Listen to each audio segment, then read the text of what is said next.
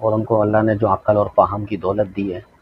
اس وقت کے جو ائمہ ہیں انہوں نے باقاعدہ خود لکھا ہے کہ حضرت کو جو اللہ نے عقل کی دولت دی ہے کہ اہل زمین کی عقلوں کو اگر ایک ترازو میں رکھے اور حضرت کی عقل کو ایک ترازو میں رکھے تو حضرت کی عقل جو ہے سب پہ بھاری ہے۔ اور واقعی نہیں، دنیا کا آج بھی سے ماننا ہے کہ ان جیسا قانون دان آج تک کوئی پیدا نہیں ہوا روئے زمین پر۔ عدالت میں بھی عدالت میں، معیشت پہ، یعنی قانون کا جو ہے وہ حضرت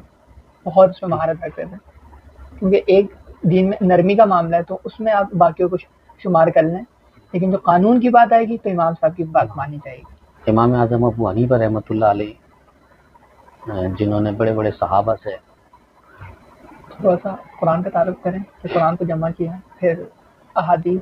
تو بعد میں، اور یعنی قرات کا ابو بکر نے قرآن کو ایک کتابی شکل میں، حضرت عثمان نے ایک اس کا تھوڑا سا اس تعارف کو لے کے پھر فقہ کو لیا تاکہ تھوڑی ترتیب بن جائے۔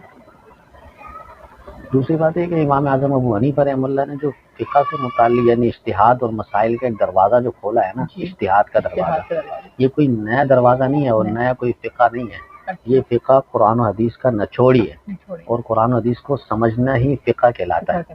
فقہ کوئی الگ راستہ نہیں ہے۔ یہاں تک بھی آتا ہے کہ اگر فقہ کو چھوڑ کے قرآن حدیث کو سمجھا جائے تو ایک نئے دین کو آپ بنا لیں، یعنی ایک نیا مذہب بنا لیں، یعنی قرآن اور حدیث کو سمجھنے کے فقہ لازم ہے۔ قرآن کریم میں بھی اللہ نے فرمایا کہ تم میں ایک جماعت ہونی چاہیے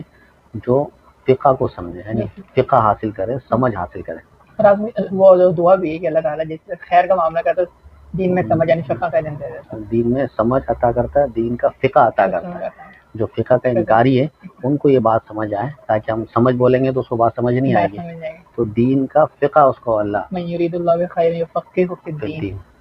وَلْيَتَفَقَّهُوا فِي الدِّينِ۔